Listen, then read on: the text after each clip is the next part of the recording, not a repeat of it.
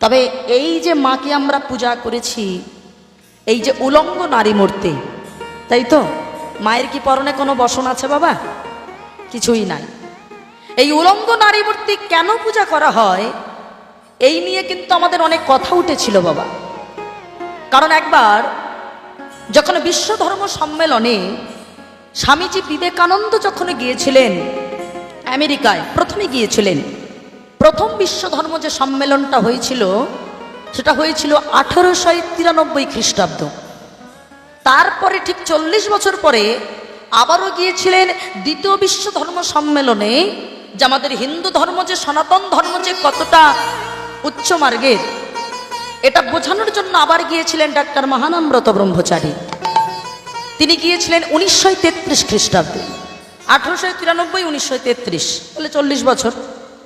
তা তিনি গিয়ে যখন আমেরিকায়, যখন তিনি নিজে বলছেন আমেরিকাবাসীর সামনে যে আমাদের হিন্দু ধর্ম সনাতন ধর্মটা হলো শ্রেষ্ঠ ধর্ম, মায়েরা যখনই কথাটা বলেছেন আমেরিকানবাসী একটি মেয়ে উঠে বলেছিল, কিসের আপনাদের শ্রেষ্ঠ ধর্ম? যে ধর্মে একজন উলঙ্গ নারী মূর্তি পূজা করা হয় সেটা আর যাই হোক কখনো শ্রেষ্ঠ হতে পারে না। কই অন্য ধর্মে তো উলঙ্গ নারী মূর্তি পূজা করা হয় না। খুব ভালো করে শুনবেন মায়েরা, আপনাদেরই ধর্ম, আমাদের ধর্ম সনাতন ধর্ম। কোনো মানুষ যদি অপমান করে চলে যায় এই মাকে নিয়ে, আপনি হলেন মায়ের সন্তান, মা যেমন সন্তানের সম্মান রক্ষা করে তেমন সন্তান বড় হলে মায়ের সম্মানটাও রক্ষা করা উচিত, কর্তব্য। এগুলো না জানলে পরে অন্য ধর্মের মানুষ যদি আপনাকে অপমান করে যে সারা রাত্রি ধরে কি এমন পুজো করলি, একজন উলঙ্গ নারীকে পূজা করলি তোরা, তাহলে আপনারা এই শিক্ষাটা দিতে পারবেন যে আমাদের মা কেন তিনি উলঙ্গ হয়েছিলেন। তখন ডাক্তার মহানামব্রত ব্রহ্মচারী বলেছিল, শোনো মা, আগো মায়েরা, আমাদের কেউ কটু কথা বললে পরে আমরা তাকে কটু কথাতেই উত্তরটা দিই, কিন্তু এটাই শিক্ষা নয়। যে শিক্ষিত ব্যক্তি হবে সে শিক্ষার মাধ্যমে মানুষকে শিক্ষাটা দেবে। ডাক্তার মহানামব্রত ব্রহ্মচারী বলেছিল, শোনো মা, তুমি একজন নারী বলে তোমার মনে আসলে প্রশ্নটা জেগেছে, কিন্তু তুমি তার আগে খুব ভালো করে শোনো তো মা, আমাদের সনাতন ধর্মে কেন উলঙ্গ নারী মূর্তি পুজো করা হয় শোনো। ধরো তুমি একজন মা, তুমি তোমার কোলের সন্তানকে নিয়ে তুমি রাস্তায় বার হয়েছ, আর যখনই বেরিয়েছ তখনই কিছু গুন্ডার দল তোমার কোল থেকে সন্তানটাকে ছিনিয়ে নিতে চাইছে, বলছে আমরা তোমাকে মারবো না, তোমার ওই সন্তানটাকে দিয়ে দাও, আমরা তাকে মেরে ফেলবো। তখন তুমি কি করবে? তুমি কি বলবে যে ঠিক আছে আমার সন্তান নিয়ে নাও, তোমরা মেরে দাও? না, তখন সেই মা কি করবে? জান প্রাণ দিয়ে লড়াই করবে সেই তার কোলের সন্তানকে বাঁচানোর জন্য। কি মায়েরা, তাই তো? এখন সেই গুন্ডাদের হাত থেকে বাঁচাতে গিয়ে কোনো মায়ের যদি অঙ্গ থেকে যদি শাড়ি খুলে যায়, আর সেই সন্তান যদি বড় হয়ে জানতে পারে যে আমার মা গুন্ডাদের হাত থেকে আমাকে বাঁচানোর জন্য তার শাড়ি খুলে গিয়েছিল একদিন, তখন বড় হয়ে সেই সন্তান কি তার মাকে অসম্মান করবে নাকি সম্মান করবে? সম্মান করবে। তা ঠিক তেমন আমাদের মা এই জগৎ সংসারে সন্তানদেরকে রক্ষা করবার জন্য কত শম্ভ নিশম্ভ, কত অসুরদের সঙ্গে মহিষাসুরকে নিধন করবার জন্য, আমাদেরকে রক্ষা করবার জন্য মায়ের যুদ্ধ শুরু হয়েছিল। আর সেই যুদ্ধ করতে গিয়ে মায়ের কখন অঙ্গ থেকে শাড়িটা খুলে গিয়েছিল মা নিজেও জানতো না। তখন সেই আমেরিকানবাসী মেয়েটা প্রশ্ন করলো, আচ্ছা তাহলে একটা কথা বলুন তো, মা যখন যুদ্ধটা করেছিল তখন ছিল সত্যযুগ, কি মায়েরা, তাই তো? আর এটা হলো কলিযুগ। তাহলে সত্যযুগ থেকে কলিযুগ পর্যন্ত আপনারা এখনো কেন মায়ের অঙ্গে শাড়িটা পরাতে পারেননি? কি বলেন? এখন তো যুদ্ধ হচ্ছে না, তাহলে এখন কেন শাড়িটা পরাতে পারলেন না? তখন ডাক্তার মহানামব্রত ব্রহ্মচারী বলেছিল, শোনো মা, মায়ের যুদ্ধটা এখনো থেমে যায়নি। তখন যেমন সত্যযুগে শম্ভ নিশম্ভকে যেমন হত্যা করেছিল, তেমন এখনো প্রত্যেকটা মানুষের শরীরে এই মনের মধ্যে ছটা অসুর বসবাস করে। আর যেটার সঙ্গে মায়ের যুদ্ধ আজও থামেনি। আপনারা যা কীর্তন শোনেন আপনারা জানেন, আমাদের প্রত্যেকটা মানুষের শরীরের মধ্যে 6টা অসুর থাকে। কে বলেন তো মা? কে থাকে? কাম, ক্রোধ, লোভ, মোহ, মদ, মাৎসর্য। আর এই 6টা অসুরের সঙ্গে যারা হরিনাম করতে দেয় না, হরিনাম শুনতে দেয় না, মায়ের চরণে আসতে দেয় না, এই 6টা অসুরের সঙ্গে মায়ের প্রতিনিয়ত যুদ্ধ হচ্ছে। কেন? সন্তানদেরকে সুপথে আনবে বলে। আরো একটা উদাহরণ দিল বাবা, বলছে দেখো মা, কোন শক্তিকে তো আর কখনো কাপড় দিয়ে আটকে রাখা যায় না। মা তো আমার শক্তি, তিনি তো দিগম্বর। তার যে কত দূর বাবা, তার শাড়ি যদি খুঁজতে চাও তুমি একদম পূর্ব দিকের শেষ সীমানা পর্যন্ত চলে যাও রকেট নিয়ে, সেখানেই গিয়ে দেখবে শেষ সীমানায় সেখানেই হয়তো মায়ের শাড়ি। আমরা যা আছি মায়ের পেটের মধ্যে, প্রত্যেকটা চারিদিকটাই হলো মায়ের শাড়ি, আর আমাদেরকে আস্তরণ করে ঢেকে রেখেছে। মনে রেখো, শক্তিকে কখনো কাপড় দিয়ে ধরে রাখা যায় না। এই যেমন ধরুন, এই যে আমফান ঝড় হয়েছিল বাবা, হ্যাঁ গো মায়েরা, আমফান ঝড়ের সময় আমরা যদি কেউ মনে করি যে একটা কাপড় দিয়ে আমি ঝড়টাকে আটকে দেব, ও মায়েরা সম্ভব? কি বলেন? যে প্রচণ্ড ঝড় হচ্ছে, এখন কাপড় দিয়ে আমি আমফান ঝড় আটকাবো? বলেন, 150 কিলোমিটার বেগে ঝড়, 200 কিলোমিটার বেগে ঝড়, কাপড় দিয়ে আটকানো যাবে? ঠিক আমাদের মা হলো তেমন একটা শক্তি বাবা, যে শক্তিকে কখনো কাপড় দিয়ে ঢেকে রাখা যায় না।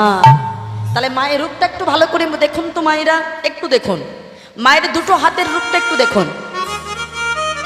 দুটো হাতের বর্ণনা দিয়েছেন বাবা, কালের তত্ত্বেই দিয়েছেন। সত্যচ্ছিন্ন শির খর্গ বাম অধর্ধ করম ভুজম অভয়ং বরদংশ্চৈব দক্ষিণ ঊর্ধ্বধূপানিকা। কে বলছে? মায়ের বাম হাতে দেখুন অনেক কিছু আছে, তাই না? একটা খর্গ আছে তো, বাম হাতের যে উপরের হাতটা আছে কি না, আর নিচের হাতটা কি আছে? একটা কাটা মুন্ডু আছে। তাহলে সদ্যচ্ছিন্ন শির খর্গ, সদ্য কাটা হয়েছে একটা মুন্ডু, খর্গ আছে হাতে। বাম অধর্ধ করম ভুজম, এটা বাম হাতে গেল। এবার ডান হাতে দেখুন কিছুই নেই। ডান হাতে কয়েকটা হাতের বাবা একটা চিহ্ন করা আছে, দেখুন অভয়ং বরদংশ্চৈব দক্ষিণ ঊর্ধ্বধূপানিকা। এই হাতটা দেখুন উপরের দিকে এমন করা আছে।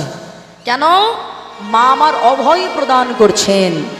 হ্যাঁ, অভয় প্রদান করছেন যে তোমরা যারা আমার সন্তান, তোমরা ভয় পেও না, আমি তো মা আছি, তোমাদেরকে কেউ ক্ষতি করতে পারবে না।